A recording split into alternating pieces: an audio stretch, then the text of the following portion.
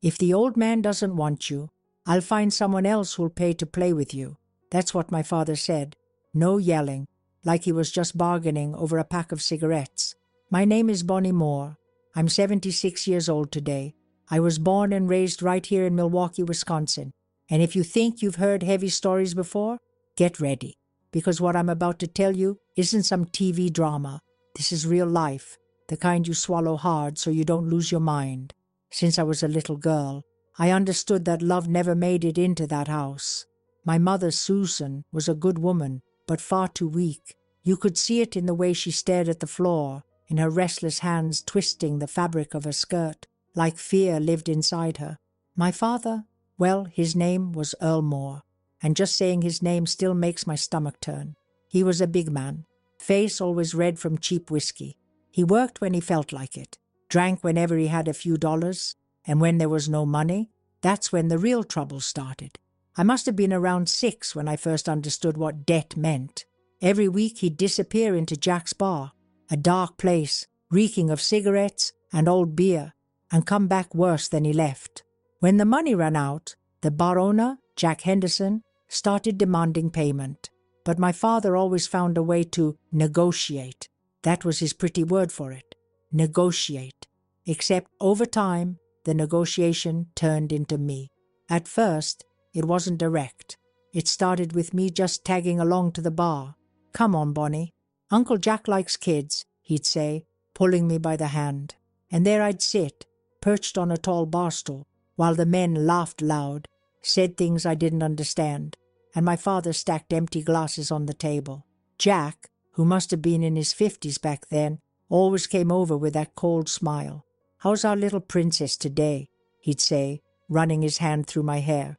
I'd freeze, my stomach twisting, but I forced a smile because I already knew.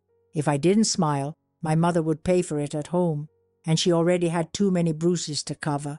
Years passed, and every time my father couldn't pay for his drinks, I became part of the tab. At first it was just go play in Jack's office one, as he'd say, a little room in the back, away from the others, where I was told I could draw, play with dolls. But Jack always followed me in.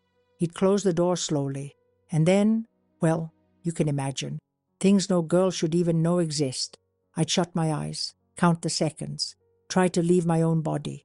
My father? He didn't even look. He'd finish his drinks and leave, leaving me behind.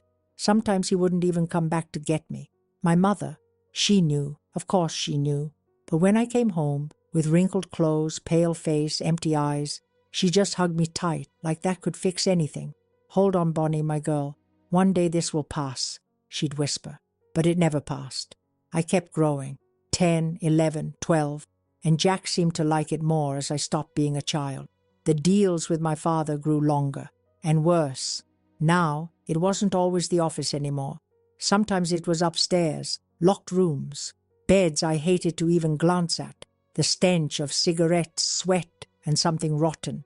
I'd always return limping, my body sore, my soul. I don't even know where it went anymore. When I turned 13, Jack started calling me a young lady.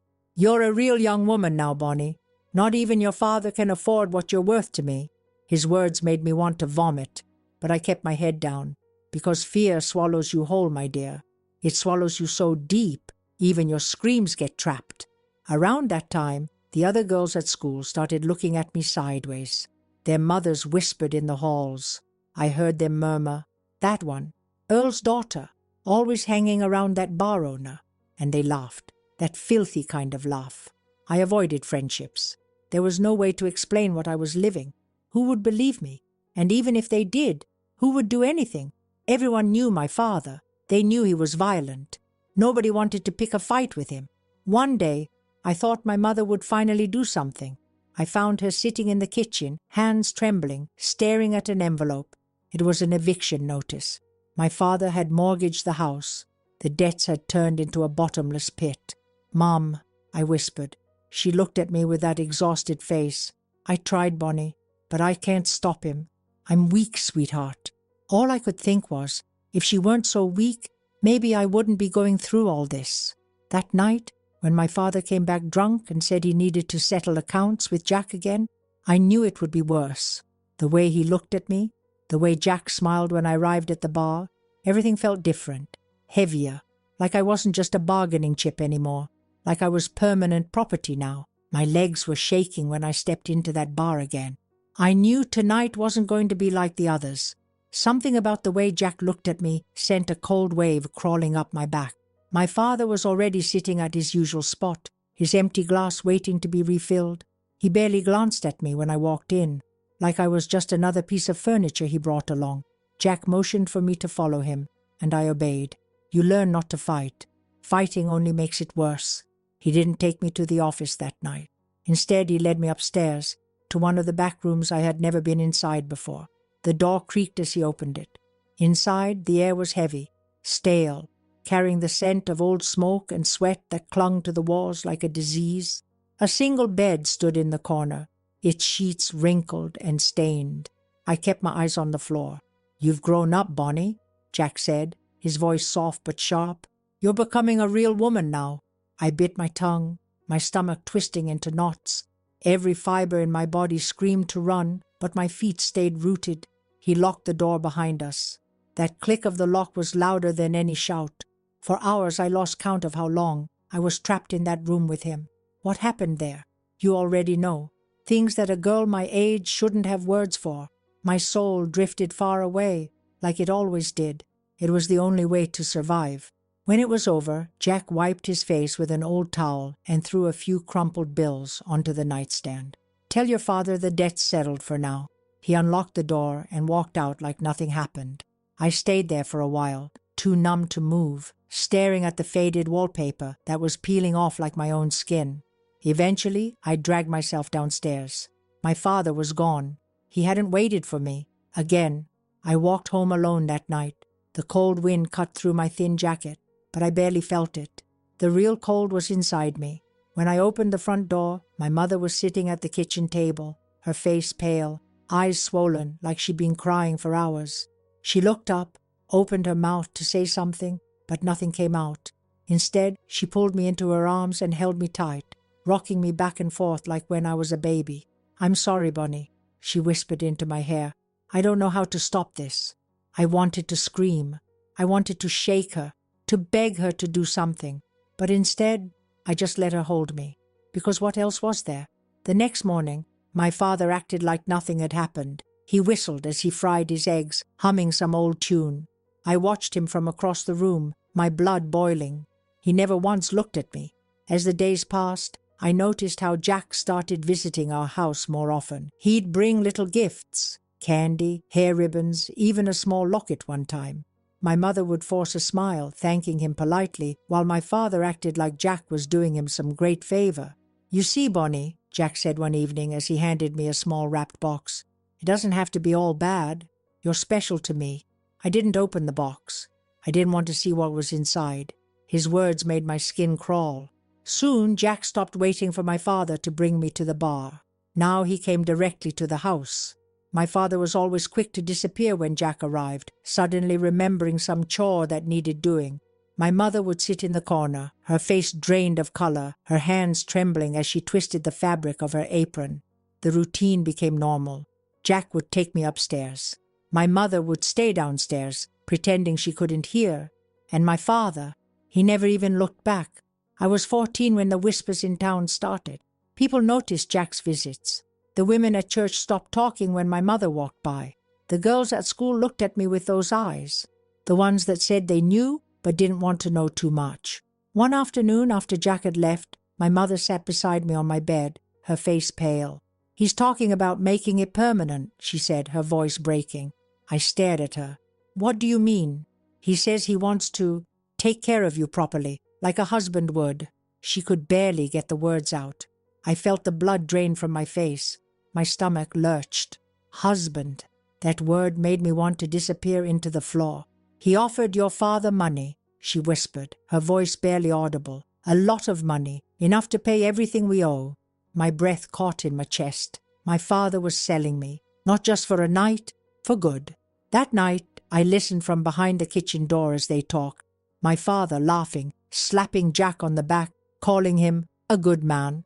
Jack talking about providing for Bonnie, calling me a fine young lady.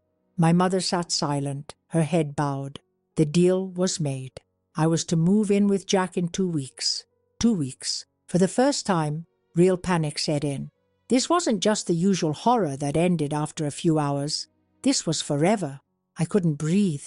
That night, lying in bed, I stared at the ceiling, my heart racing. My mother tiptoed into the room and sat beside me, brushing my hair back gently. "I'm so sorry, baby," she whispered. I tried. Tears slid down my cheeks. I didn't want apologies. I wanted a way out, but I didn't see one until that morning. It was just a glimpse, a conversation between two old ladies at the market. They mentioned a bus that ran from Milwaukee all the way to Chicago. Cheap. No questions asked. That was the first time the thought crossed my mind. I could run. I didn't know how. I didn't know where I'd sleep or what I'd eat. But suddenly, the idea of staying seemed more terrifying than anything waiting for me out there. I just needed a plan, and I needed to act before those 2 weeks ran out. I woke up the next morning with my mind racing, like some new part of me had woken up overnight. For the first time in years, I wasn't thinking about surviving another visit, another locked door. I was thinking about getting out. My heart pounded against my ribs every time I allowed myself to picture it. Chicago, far enough to disappear, close enough to reach by bus. But I couldn't just leave. I needed money, and I had nothing. At breakfast, my father slurped his coffee like every other morning, humming some tune, as if the world hadn't arranged to sell his only daughter to pay his bar tabs. My mother stared at her plate. Her eyes avoided mine, but I knew she was aware of what was stirring inside me. Maybe she even wished for it herself, but she wouldn't say it. She never said anything. After school, I walked slowly, letting the other kids pass me by. I didn't want anyone talking to me. I couldn't afford questions or distractions. On my way home, I passed the small diner on Jefferson Street. The place was always busy, full of noisy customers, waitresses running from one table to another, carrying trays and shouting orders. I stopped in front of the glass door, staring inside like it was another world. That's when she noticed me, Marianne, one of the older waitresses. She was probably in her late 30s, with sharp eyes and a kind mouth. She pushed the door open and stepped outside, wiping her hands on her apron. "You lost, sweetheart?" she asked, her voice warm but curious. I shook my head. "No, Mom. Just looking." "You looking for work?" she asked, half joking. The words slipped out before I could even think. "Yes." She raised an eyebrow. "You can't be more than 14. 15, I lied. Her face softened. She looked me over, seeing the desperation I was trying to hide. She didn't press. Instead, she smiled lightly. "Well, you're too young for a real shift, but if you want to help with dishes after school, I might talk to the manager." Hope flickered in my chest like a fragile candle. "I can work hard. I promise." She studied me a moment longer, then nodded. "Come back tomorrow after school, but only if your folks are okay with it, you hear me?" I nodded quickly, but we both knew I was lying. My folks wouldn't care either way. My father would be too drunk to notice, and my mother would pretend she didn't know. That night, lying in bed, I allowed myself to breathe just a little easier. If I could save even a few dollars, it might be enough for a bus ticket, enough to vanish. The next day after school, I showed up just like she told me. The manager didn't ask many questions. They were busy, short-staffed, and cheap help was better than no help. I washed dishes until my arms ached and my fingers turned raw, but every hour meant a few more coins in my pocket. Marianne watched over me, never prying too much, but I could feel her quiet concern growing. Days turned into a routine. School, dishes, lies at home. Jack continued his visits, and each time he smiled that disgusting smile, it fueled my determination even more. My mother noticed the changes. She saw me slipping out after school, coming home late, but she never stopped me. She never asked where I was going. Maybe she hoped I was doing exactly what I was doing. One night, while I was scrubbing plates long after the dinner rush, Marianne came over and handed me a sandwich wrapped in paper. "Eat," she said softly. "Your skin and bones." I thanked her quietly, too tired to argue. She sat across from me, folding her arms. "You're running from something, aren't you, Bonnie?" The question hung in the air like smoke. My chest tightened, but I kept my eyes on the sandwich. She waited, not pressing, but not backing off either. Finally, I whispered, "I need to get to Chicago." Marianne's eyes darkened, but she nodded like she understood more than she was letting on. You got family there? I shook my head. Number. But it's far enough. She sat back, letting out a slow breath. How much do you have saved? I swallowed. Not enough. She nodded again, biting her lip. How soon you thinking of going? I looked up at her, my throat tight. Before the end of the week. She leaned in closer. You sure about this?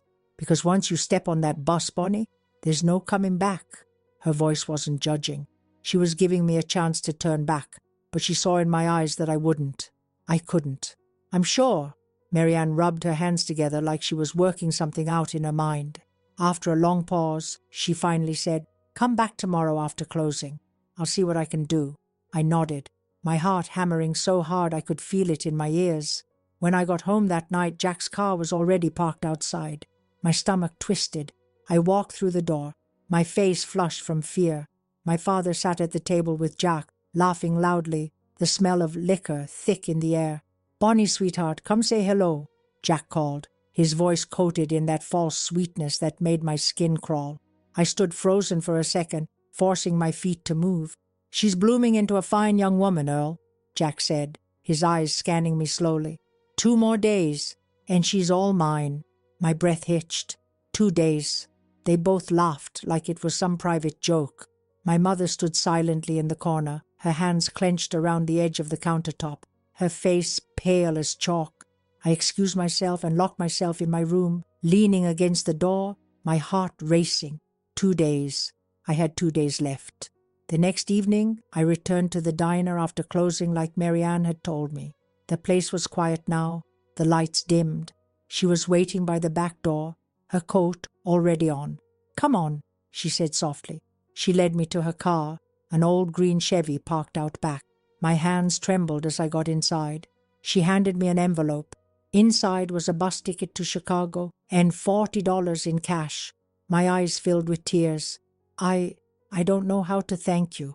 Just stay safe, Bonnie, she said, her voice shaking slightly. And don't ever let him find you. We drove in silence to the bus station. As we pulled up to the curb, my stomach twisted with nerves. This was it, the moment I'd been dreaming about for years, and yet it felt like I was jumping off a cliff. Marianne turned to me, her eyes glossy. Once you get there, find one of the shelters. They'll help you.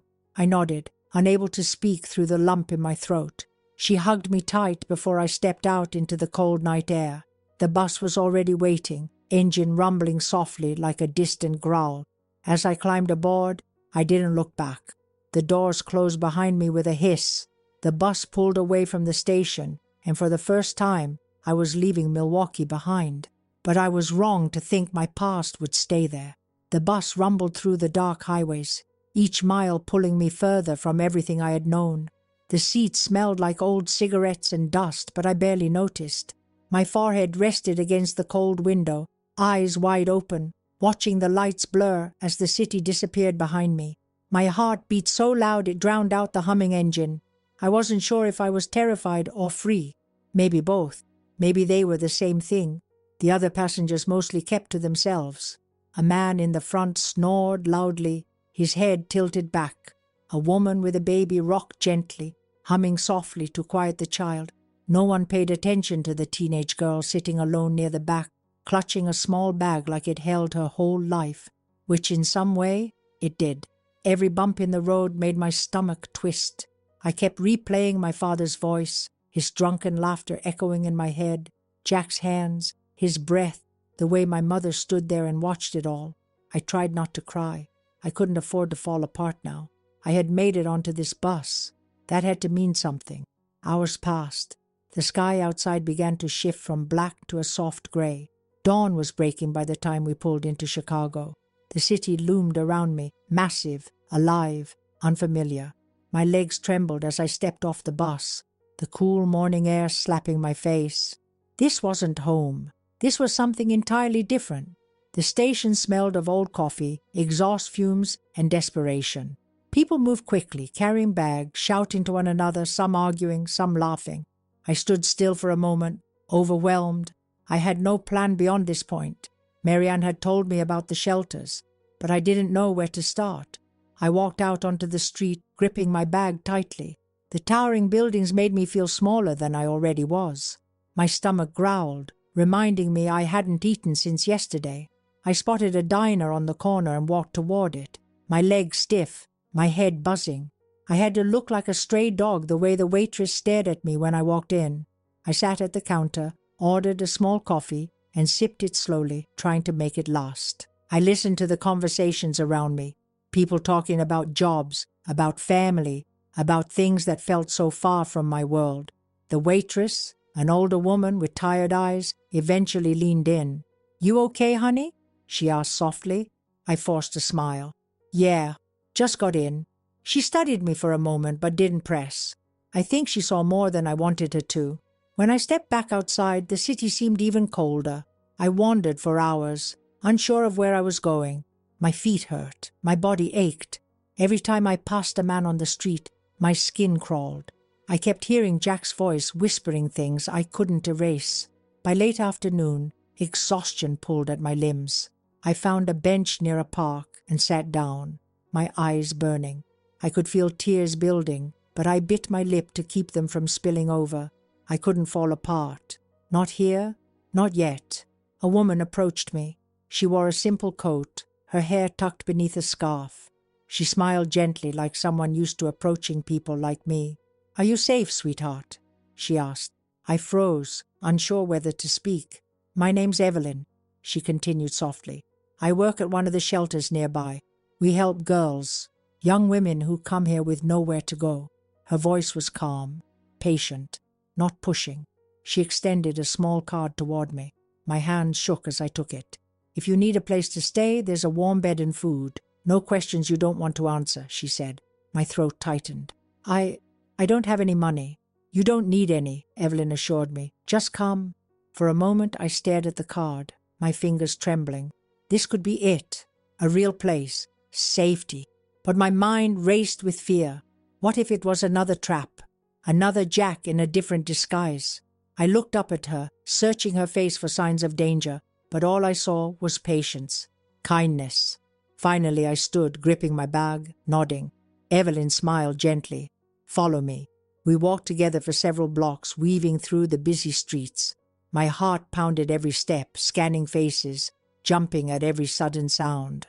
I couldn't let my guard down yet. I had trusted the wrong people before. The shelter was a narrow building wedged between taller ones. The sign above read, "Saint, Grace Haven." The front door creaked as we entered. Inside, the air was warm, filled with the smell of stew cooking. Soft voices echoed from further inside. A few other girls sat quietly in the common area, some reading, some staring off into nothing, lost in their own storms.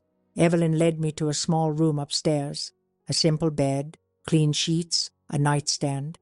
It felt like heaven compared to where I had come from. "You can rest here," she said softly. "We'll talk when you're ready." I sat on the edge of the bed, gripping the worn blanket, my eyes welling up. She didn't say anything else. She just closed the door and left me alone. That night was the first time in years I slept without fear of a locked door or heavy footsteps in the hallway. My body still flinched at every sound, but for the first time, no one came for me. My mind, though, wasn't as quiet. I saw Jack's face every time I closed my eyes, heard my father's voice, felt my mother's hands trembling on my shoulders. Morning came too soon. Evelyn knocked gently before entering. "Bonnie, can we talk?" I nodded, pulling my knees to my chest. She sat across from me, her hands folded gently in her lap. She didn't ask for details. Instead, she offered me choices, counseling, school, a chance to build something new.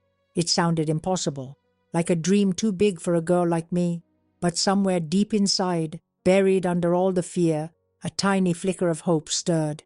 I agreed to stay. For weeks I lived there, slowly adjusting to the unfamiliar feeling of safety. The nightmares didn't stop, but the bruises did. I went back to school, learned to trust some of the other girls who carried scars like mine. Evelyn never pushed me to tell my story, but she was always there when I needed her. For the first time, I imagined a life that didn't revolve around Jack's hands or my father's debts. But even as that fragile hope grew, I knew better than to believe I was safe forever, because men like Jack don't let go so easily. and Milwaukee was not that far behind me. Days turned into months. The city slowly became less terrifying, though I still carried Milwaukee inside me like a sickness that never fully left. Every street corner, every loud voice, every man's glance made my skin tighten. But I was breathing. I was learning. I was surviving. The shelter became my fragile little world, a cocoon that held me while I tried to remember how to live without fear. I attended classes in the mornings, helped clean the common rooms in the afternoons, and sat quietly in the evenings while the other girls shared stories I wasn't yet ready to tell. Evelyn never pushed for my secrets. She offered small smiles, warm meals, and patient silence. That was more than anyone had ever given me. The nightmares still came, stealing my breath in the middle of the night, but at least no one was waiting outside my door afterward. I flinched less with every passing week, though some wounds refused to close. My body might have escaped, but my mind was still trapped in that back room of Jack's bar, hearing the click of that door lock over and over again. One morning, I overheard two of the older girls talking in hushed voices. They were whispering about a man who had come by the shelter, asking questions. The mention of him sent cold needles down my spine before I even heard the name. Jack! Somehow, his shadow had reached all the way to Chicago. My hands trembled as I tried to hold my coffee cup steady. He had found me, or at least he was looking. That night, sleep became impossible. I stared at the ceiling, my thoughts racing like wild horses. The distance between Milwaukee and Chicago suddenly felt smaller than ever. I had believed that leaving would be enough, that he wouldn't bother chasing me. But men like Jack didn't lose property without a fight. The next day, I pulled Evelyn aside. My voice shook as I told her what I'd heard. She listened carefully, her face calm but serious. "Did anyone give him your name or where you're staying?" she asked gently. I shook my head. "I don't think so." She nodded, her fingers interlaced tightly. "We'll make sure he doesn't find you, Bonnie. You're safe here." But the comfort her words offered was thin. I'd heard promises before. Promises never kept anyone from walking through a door. Evelyn took steps immediately. She spoke with the shelter staff. They changed the locks, shifted schedules, instructed everyone to avoid giving out any information about the girls. The tension inside the house thickened. The other girls began watching me differently now, with a mixture of sympathy and fear, as if my trouble could become theirs by proximity. 2 nights later, a knock at the door startled all of us. It was late, well past visiting hours. I stood frozen in the hallway, my pulse pounding, as one of the staff peeked through the small window. "It's the police," she said, relief spreading across her face. 2 officers stepped inside, their voices low as they spoke with Evelyn. She waved me over gently. "Bonnie, they need to talk to you." My legs moved stiffly toward them. The taller officer, a man with kind eyes, introduced himself as Detective Harris. His voice carried a strange mixture of authority and careful softness. "We had a man come into one of our precincts today," he said. "He reported you as a runaway, claimed to be your legal guardian." My stomach dropped. "He provided your father's name," Harris continued, watching my face closely, "and a man named Jack Henderson." My breathing quickened. The room swirled slightly, but I stayed standing. "I'm not going back," I whispered, barely able to speak.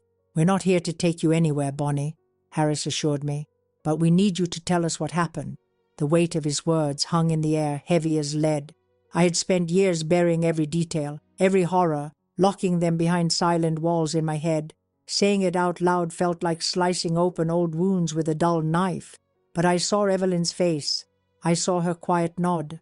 I saw for the first time someone waiting not to silence me, but to listen. The words came slowly, halting, like jagged stones being dragged from my throat.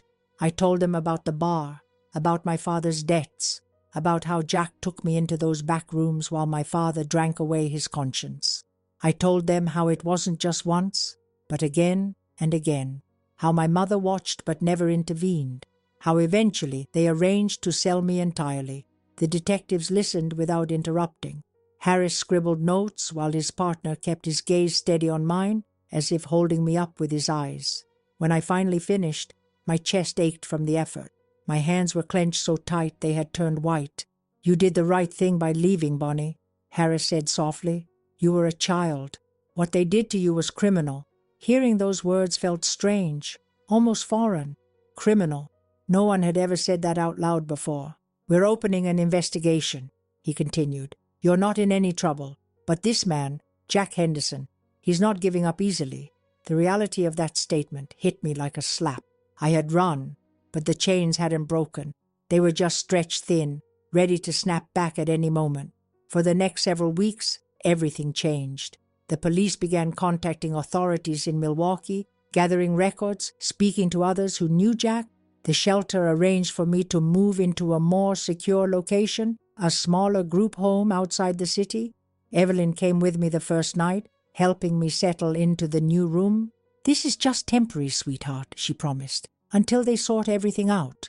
But temporary had no comfort for me anymore. Every sound outside, every unfamiliar car parked nearby, sent adrenaline through my veins. I barely slept, waiting for the day Jack would finally find me. He always found me. One afternoon, the phone rang in the small office down the hall. I heard the staff whispering afterward, their voices hushed but urgent. Evelyn pulled me aside that evening, her face pale. He's in the city. The words squeezed my lungs tight. Jack was here. He's asking questions at shelters. He's been to 2 already, she continued. Panic swirled inside me like wildfire. Chicago had felt huge when I arrived, but now it felt as small as that locked room in the bar again. They're moving you farther away, Evelyn said firmly. Tomorrow. I nodded numbly. It was happening all over again. Another bus, another town, another place to hide. But this time, part of me started to wonder how long I could keep running. How many places were left before he caught up completely? Morning came too quickly. The hours between filled with broken sleep and flashes of faces I was desperate to forget. The sun barely lit the sky when Evelyn arrived with a packed bag and a coat for me. Her voice stayed calm, but the tightness around her mouth betrayed the fear both of us shared. This wasn't a goodbye like before. This time felt heavier, like we both sensed something shifting. We left quietly, slipping through the back alley behind the group home, as though shadows would offer more protection than locked doors ever could. The city streets were quieter than usual, but every passing car made my stomach tighten. I kept my head down, pretending to be invisible, even though my heart felt loud enough for anyone to hear. At the bus terminal, Evelyn handed me another ticket, this time for a place I had never even heard of, some small town further south where, according to the staff, Jack's reach wouldn't stretch so easily. She gripped my hands tightly before I stepped onto the bus. Her eyes glistened, but she didn't cry. Neither did I. Tears felt useless now. Survival left no space for them. The engine rumbled beneath my feet as the vehicle pulled away from the station, leaving Evelyn behind. The city faded quickly, swallowed by open highways and distant fields.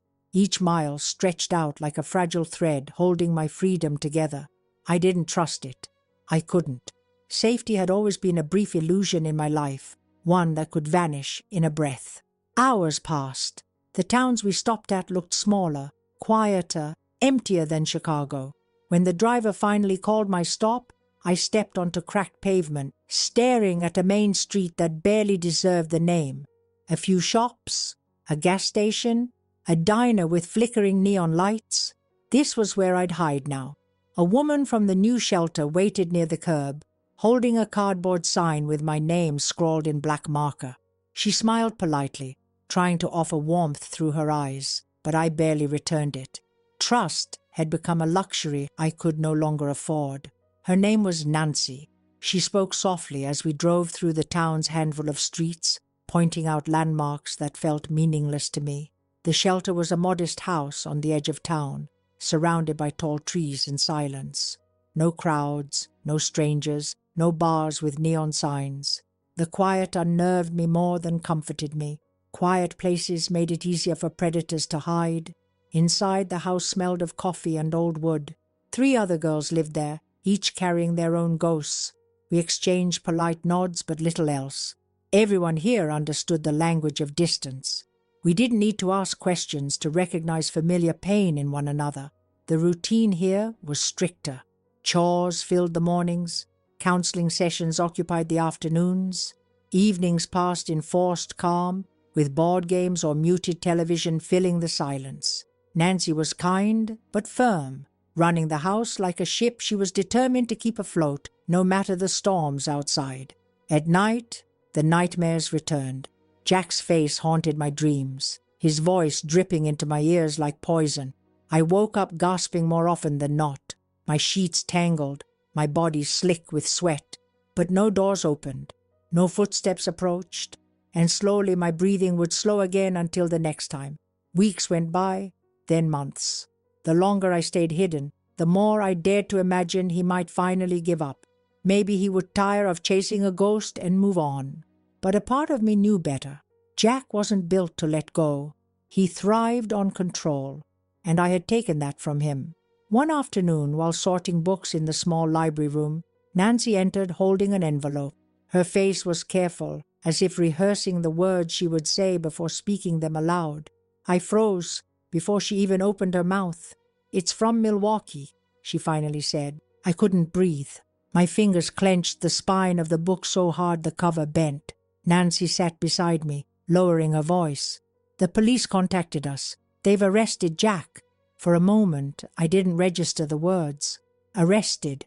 That word floated in my mind like a foreign object. She repeated it gently, as though trying to ease me into believing it. "He's being charged," she continued. "Testimonies from others helped build the case. You weren't the only one, Bonnie." The weight behind those words nearly knocked me off balance. I wasn't the only one. Somehow, hearing that shattered something inside me I didn't even know was still standing. My knees pulled to my chest, my breathing shallow as the realization pressed against my ribs. Years of blame, shame, and silence, all poured into a single truth I had long buried. Nancy didn't speak further. She simply placed her hand over mine, anchoring me to the moment. My throat burned as the tears finally slipped free, the kind I had held back since Milwaukee. But mixed with the sorrow was something else, something unfamiliar. Relief. The following weeks passed in a strange haze. Detectives visited to gather my statements again, piecing together the timeline of what Jack had done, not just to me, but to others like me. The case grew larger than anyone had expected. More girls came forward, some younger, some older, but all carrying the same invisible wounds. I sat through interview after interview, recounting memories that twisted my insides. But this time, the words didn't stay trapped.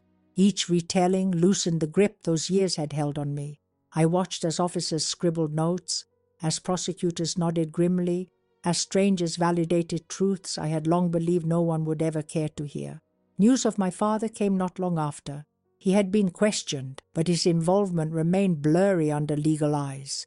They called it complicity, but proving his direct participation was harder. His alcoholism, his ignorance, his careful avoidance of explicit acts allowed him to slip through cracks too wide to close. I hated him more for that than anything else. Jack's trial date was set. I wasn't required to attend, but I chose to. Nancy offered to come with me, and I accepted. The courtroom felt colder than I expected. Jack sat there, older now, but still carrying that same twisted arrogance in his eyes. He scanned the room, searching for control in every glance. But when his gaze landed on me, something shifted. I didn't flinch this time. I held his stare. He blinked first. Testimonies unfolded for days. Victims spoke, evidence piled. The more they revealed, the clearer it became how many lives Jack had shattered, how far his reach had extended beyond just me. The judge's face grew darker with each revelation, his gavel striking harder after each closing argument. The verdict came down heavy, decades behind bars. The sentence didn't erase what had happened. Nothing could, but it carved a line between who I was then and who I was becoming now.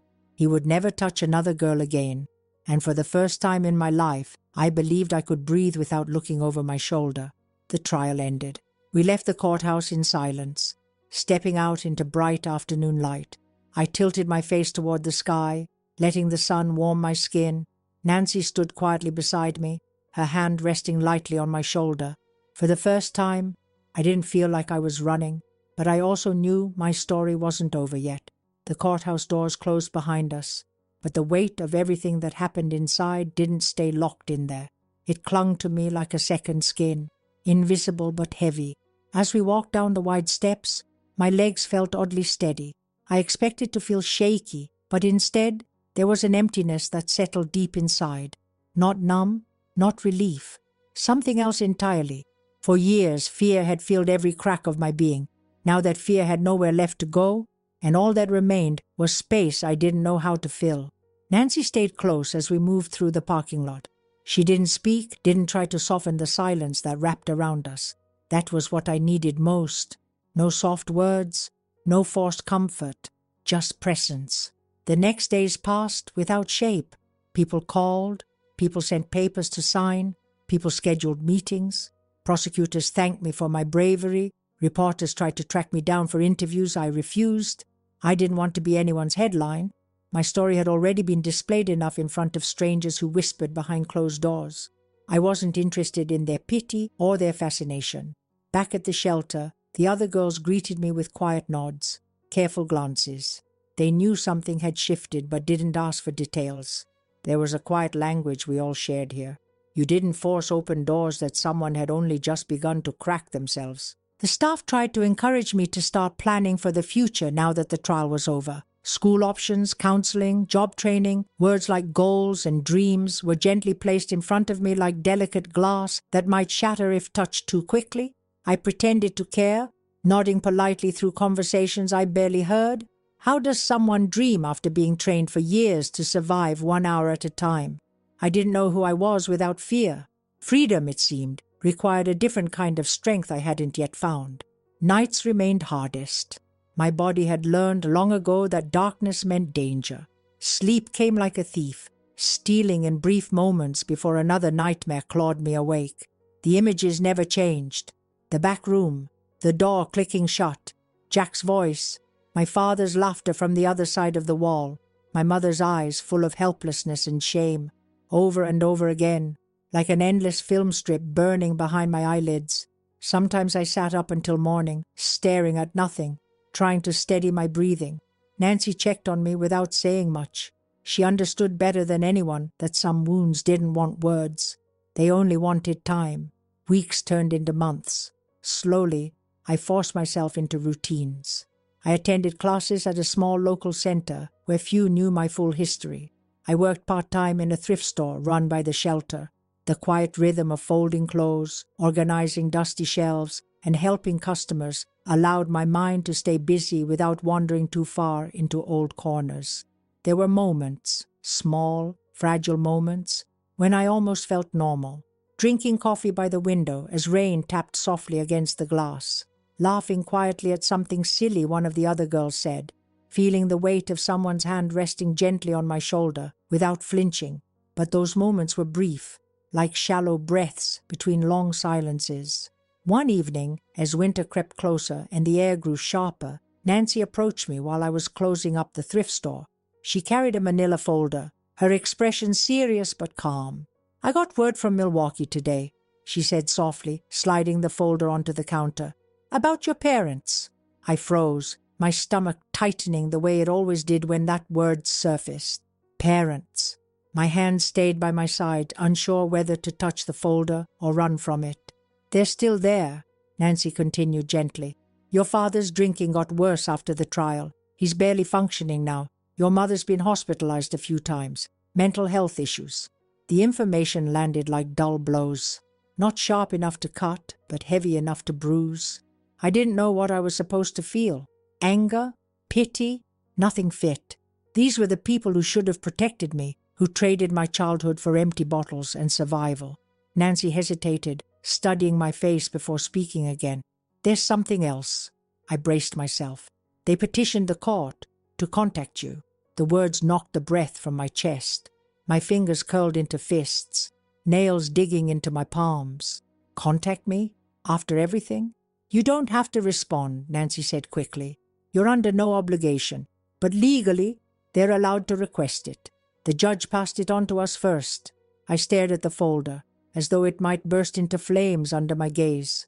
The thought of hearing their voices again, seeing their faces, twisted my stomach into knots. "Why?" I whispered, barely able to push the word out. Nancy shook her head gently.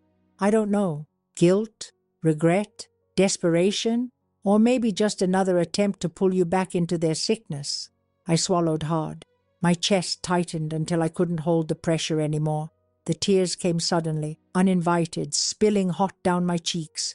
Nancy didn't move to hug me, didn't try to pull me close. She simply stood nearby, letting me fall apart without suffocating me with kindness. When the storm inside me finally slowed, I wiped my face roughly. The folder still sat untouched on the counter, as heavy as a boulder. "I don't want to see them," I said, my voice breaking. "Not now. Maybe not ever." Nancy nodded softly. "That's your choice, Bonnie. No one else's." The relief in hearing that was almost overwhelming. For the first time I understood the simple power of control. I had it now. After years of being handed from one man to another, one locked room to another, I finally owned something they couldn't touch. My decision. That night I lay awake for hours, staring into the dark. My mind replayed scenes from my past like it always did. But this time, something was different. For the first time I wasn't drowning beneath the images. I was watching them from the outside, like someone slowly stepping out of quicksand. By morning, my hands no longer trembled. I walked past the folder on the kitchen table without flinching. I didn't need to open it. Whatever was inside no longer had power over me. But even as I stepped into this new fragile sense of freedom, I couldn't shake the faint, constant hum beneath everything. The fear that one day the past might reach for me again. Because even when the door stays locked, you still hear the echoes long after the footsteps stop. Spring arrived quietly, slipping between the cold days without ceremony. The sharp wind softened, the bare trees stretched toward the sky again, and the air smelled faintly of something new, something alive. I watched it happen from the small window by my bed, letting the season pass without fully stepping into it. My world still existed inside careful walls. The town was safe enough, but I rarely wandered far beyond the shelter. Routine had become my anchor, and I clung to it tightly, afraid that breaking the pattern might invite old ghosts back into the room. Classes continued, and with each lesson, I gathered pieces of myself I hadn't known were missing. I learned things far beyond textbooks: how to speak in front of others without my voice shaking, how to say no without my stomach turning, how to sit across from men without flinching at their movements. These were victories that no certificate could measure, but they mattered more than anything written on paper. Nancy remained my constant shadow. She never hovered, never smothered, but always knew when to appear just close enough to steady me when my balance wavered. Her calm presence was a quiet reminder that I wasn't entirely alone in this slow rebuilding. One afternoon, after finishing my shift at the thrift store, she approached me with that familiar, cautious look she wore whenever life decided to knock gently on the door of my fragile progress.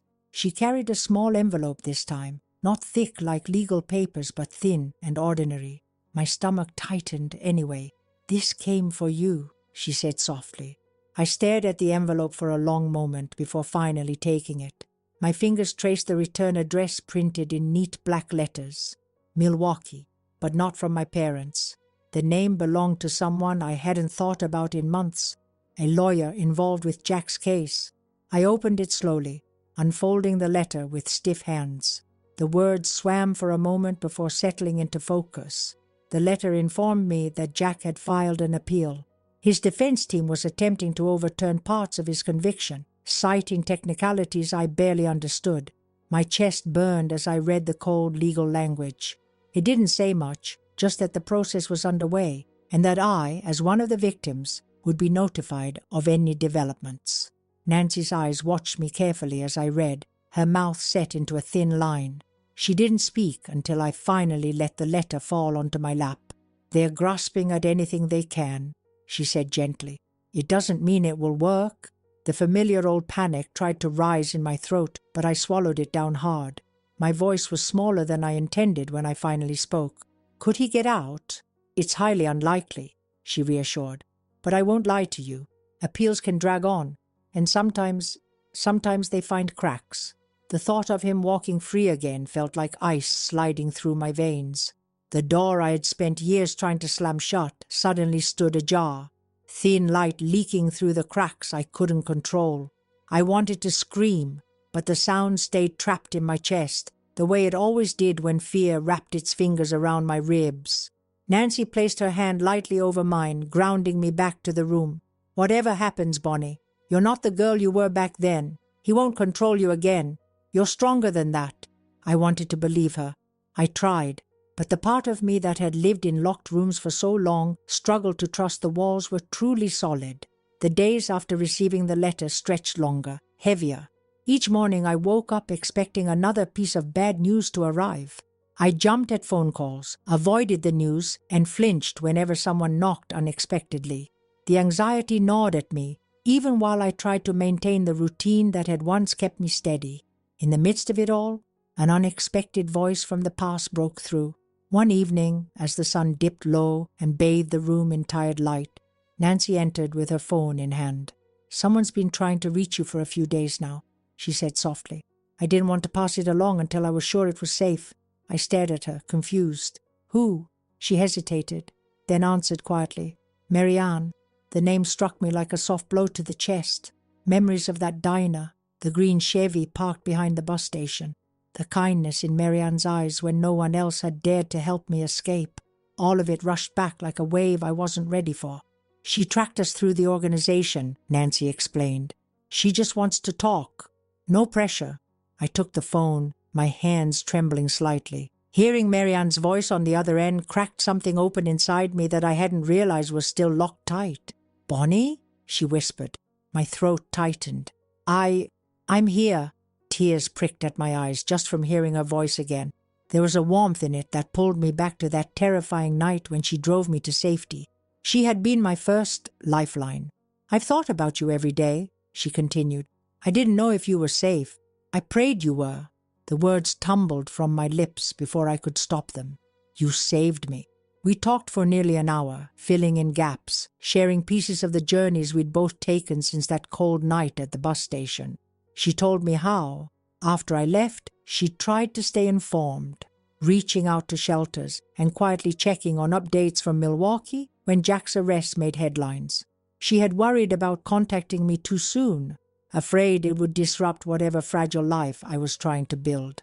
"I'm proud of you, sweetheart," she said softly before we finally hung up. "You're stronger than you know." The call left me shaken, but not broken. Marianne had been the first person who truly saw me, who reached into that desperate moment and offered me something no one else had, an open door when every other one had been locked. Days resumed their pace after that. The fear of Jack's appeal remained a dull hum in the background, but for the first time, it didn't consume me entirely. Marianne's voice echoed in my head when the anxiety tried to pull me under. Her words became a small shield I carried through each day. And then one morning, as spring melted fully into summer, Nancy approached me again, this time with something that carried different weight entirely. Her face was brighter, her steps lighter. "It's over," she said simply. "The appeal was denied. Permanently." I froze, trying to absorb what that meant. Jack wasn't getting out. Not now. Not ever. The wave that followed wasn't one of relief or victory, but of quiet exhaustion. Years of running, hiding, and waiting for his shadow to reach me again had finally come to a full stop. My knees nearly buckled, but I stayed upright. I had stood through worse.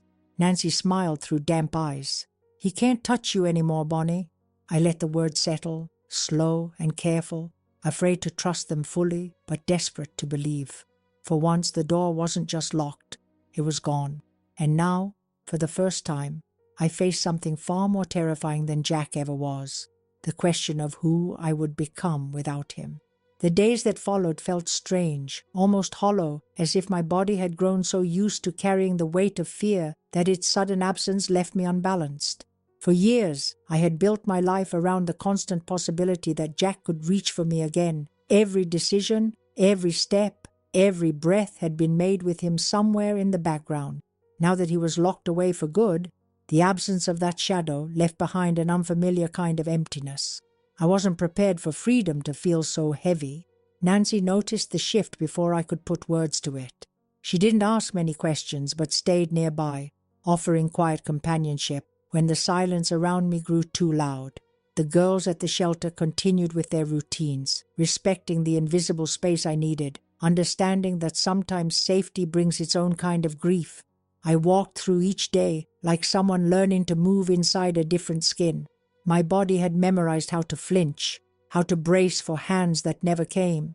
Now those instincts had nowhere to go.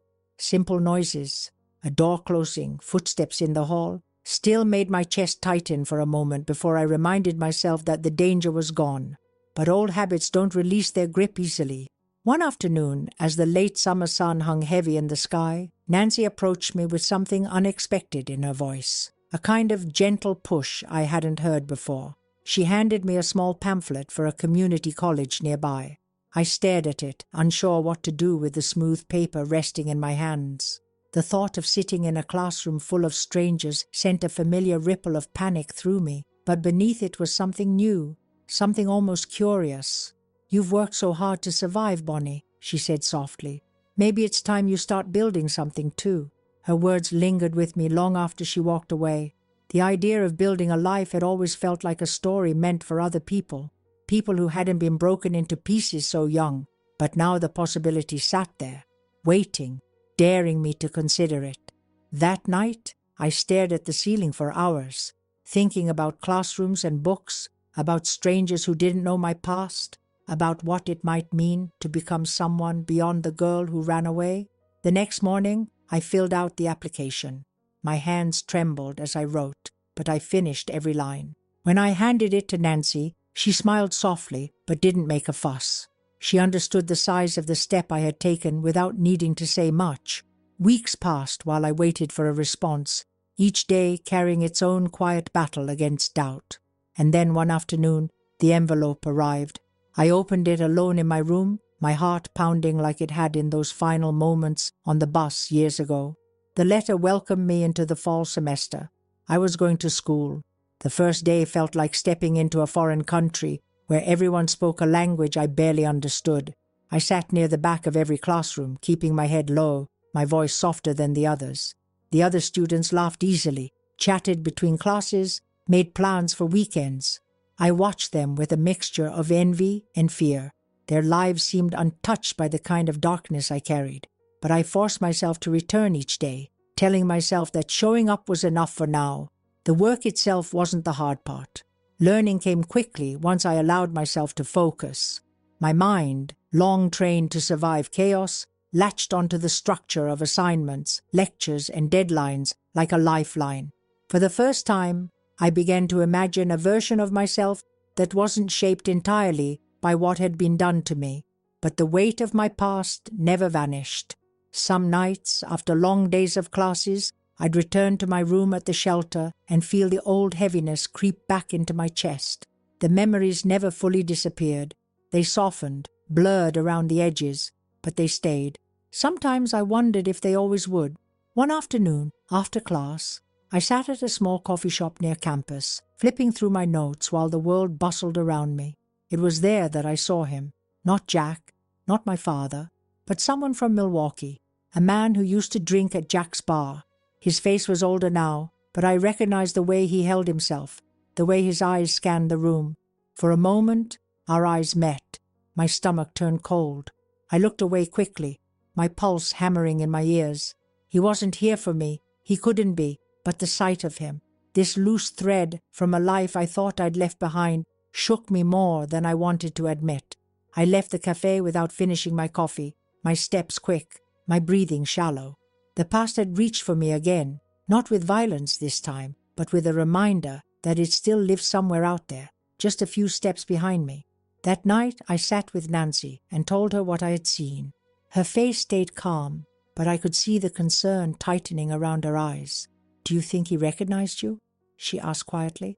"I don't know," I whispered. "Maybe." Nancy didn't panic. She never did. Instead, she reviewed my safety plan, made a few calls to update the shelter's security protocols, and reassured me that I wasn't alone. But inside, I felt the old fear twisting, reminding me how fragile safety really was. For days after, I scanned every face on the street, avoided crowded places, flinched at shadows that didn't belong to anyone. But as the weeks stretched on without any sign of him again, the panic slowly loosened. Maybe it had been coincidence, or maybe he had recognized me but chose not to act. Either way, Life pressed forward. I couldn't afford to stay frozen. The semester continued. My grades remained strong. Small friendships began to form with classmates who didn't know my story, who saw me only as the quiet girl trying her best. For the first time, I laughed without forcing it, smiled without guilt, allowed small pieces of joy to slip past the guarded walls I'd built. Winter approached again, bringing with it a sharp wind that reminded me of that night so many years ago when I first climbed onto that bus. Except this time, I wasn't running. I wasn't hiding. I was still standing. I never stopped carrying my past. But now, it no longer carried me. The first snow came earlier than anyone expected that year. Thick flakes drifted down like tiny pieces of silence, covering the sidewalks and rooftops, muting the world beneath a soft white layer. I watched it fall from my window, hands wrapped around a warm mug, the heat seeping slowly into my skin. The quiet brought an odd sense of calm, but beneath it, a familiar restlessness stirred. Even as the seasons changed, even as time moved further away from the years that tried to destroy me, the weight of those memories never fully disappeared. They lived under my ribs, patient, heavy, like stones too smooth to let go. Classes were winding down for winter break. The campus emptied quickly as students rushed home to families waiting for them. I stayed behind, as I always did. Home was not a place I longed for. Nancy offered to host me for the holidays, but I chose the quiet of my small room instead. The stillness helped me think, helped me feel like I was reclaiming parts of myself one quiet breath at a time. Late one afternoon, as the daylight faded into the soft blue of evening, the phone rang. Nancy answered it in the office down the hall. I heard her voice shift as she spoke, the familiar tightness returning to her words. When she called me in, I knew something had shifted again. "It's your mother," she said gently, her eyes soft but steady. The name alone sent a cold ripple through me. My fingers tightened around the edge of my sweater. I hadn't spoken to her since I left Milwaukee. I hadn't wanted to. Nancy paused, letting me absorb the information before continuing. "She's very ill," she said quietly. "The doctors don't expect her to hold on much longer. She's asking for you." The air around me thickened, pressing against my chest. I couldn't speak at first, my throat closing around the storm building inside. After everything, after all the years she stood by and watched without stepping in, she was asking for me now. Part of me wanted to slam the door on the past once again.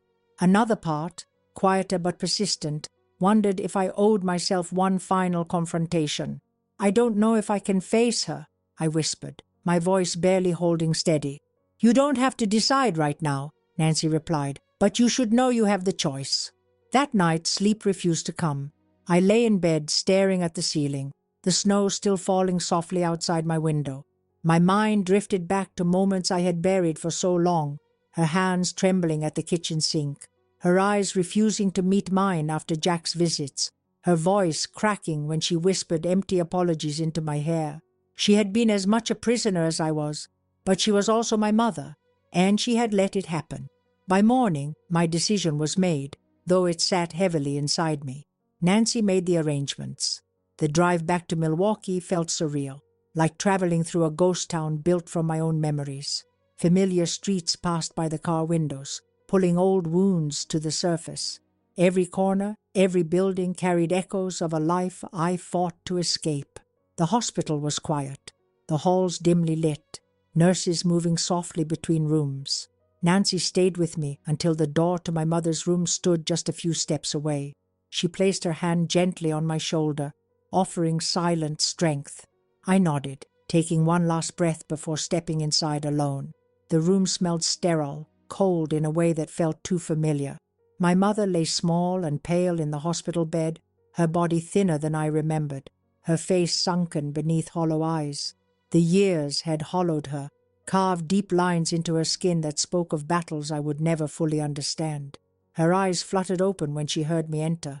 For a moment, she stared as if unsure whether I was real or just another visitor in a long string of fading memories. When recognition finally settled, her lips trembled. "Bonnie," she whispered, her voice paper-thin. I stood frozen for a moment, unsure how to step further into a room filled with so much unspoken weight. Finally, I moved to the chair beside her bed, sitting carefully, my hands folded tightly in my lap. "I didn't think you'd come," she said softly, her breath shallow. I didn't respond right away. The words tangled inside me. Too many at once, none sharp enough to pierce the wall between us. "I wasn't sure I should," I finally answered. Tears welled in her eyes, sliding down her pale cheeks. She reached out a weak hand, the motion trembling. "I'm sorry," she whispered, barely audible. The apology hovered between us, fragile and late. My throat tightened. I had imagined this moment many times, imagined shouting, imagined turning away, imagined walking out without a word. But now, sitting here, I felt only exhaustion. "You let him do it," I said quietly, my voice flat. "You watched." Her face crumpled, the tears falling freely now. "I was afraid. I didn't know how to stop him. I thought keeping quiet would protect us." I swallowed hard, the old anger burning beneath my skin. "You were supposed to protect me." Her hand dropped back to the bed, too weak to hold itself up. "I know," she whispered, broken. "And I failed you." The silence between us thickened again. The machines beside her hummed steadily, marking time we no longer shared. I studied her face, searching for something. Understanding, regret, maybe even closure. What I found was a woman swallowed by her own weakness, a reflection of everything I had fought not to become. "I didn't come for your apology," I said softly, surprising even myself. "I came because I needed to see you one last time, to leave you here, to leave all of it here." Her tears continued, but she said nothing more. The weight of her choices hung in the air, too heavy for either of us to lift. After a long moment I stood, my legs steady beneath me. I looked at her one final time, seeing not a mother, but a person lost in her own prison. "Goodbye, Mom." I turned and walked out, closing the door behind me without looking back. The corridor felt strangely bright as I stepped into it, the air lighter than it had been in years. Nancy waited at the end of the hall, her face soft with understanding. She didn't ask questions, didn't press for details. She simply opened her arms, and for the first time, I allowed myself to fall into them. The tears came then, not from pain, but from the release of carrying it all for so long. As we drove away from Milwaukee, I watched the city shrink behind us in the rearview mirror. The weight remained, but it was different now. The past no longer held the same power to pull me under. For the first time, I wasn't running from it. I was leaving it exactly where it belonged. The air felt lighter that morning. I couldn't explain why, but as I opened my eyes, something inside me had shifted. The weight I carried for so long wasn't gone, but it didn't crush my chest the way it used to. I sat up in bed and listened to the soft hum of the house. The others were already awake, their voices floating faintly down the hallway, mixing with the quiet sounds of breakfast being prepared. For years, mornings meant bracing for another fight, another moment stolen. But now, mornings were simply mornings. Just another chance to keep moving forward. I stepped out into the kitchen where Nancy stood, stirring a pot of oatmeal like she had done 100 times before. She looked up, her face warm, her eyes calm. She didn't say anything at first, but she didn't need to. She could always see the shifts inside me before I even spoke them out loud. "Sleep okay?" she asked softly. I nodded, smiling gently. "Yeah, better." She nodded back, like she'd been waiting for me to feel it. The girls chatted around the table, laughing softly about things that had nothing to do with survival or fear. I sat down among them, no longer an outsider trapped in my own head. I belonged here now, not because of what happened to me, but because of who I was becoming. The scholarship letter still sat folded in my bag, a small piece of paper that meant more than anyone around me probably realized. It wasn't just school, it was proof. Proof that I had carved something out of the ruins, that I wasn't Jack's property anymore, that my father's debts no longer defined me, that my mother's silence didn't bury me, that I existed beyond all of it. After breakfast I stepped outside, letting the early spring sun hit my face. The snow was melting, small patches of grass beginning to show through the slush. The world was waking up again, and so was I. It had taken years. It had taken running. It had taken hiding. It had taken screaming silently into pillows and waking up gasping for breath. It had taken sitting in police stations, testifying in courtrooms, facing the ghosts I never thought I could. But here I was. I thought of Marianne, of the diner, of that cold night when she drove me to the bus station and handed me my first real chance. Without her, I would have never seen any of this.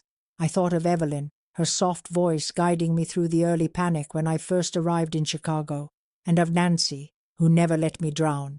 Even when I couldn't speak the words that needed to be said, every one of them stood beside me at different moments, holding up pieces of me when I couldn't hold myself.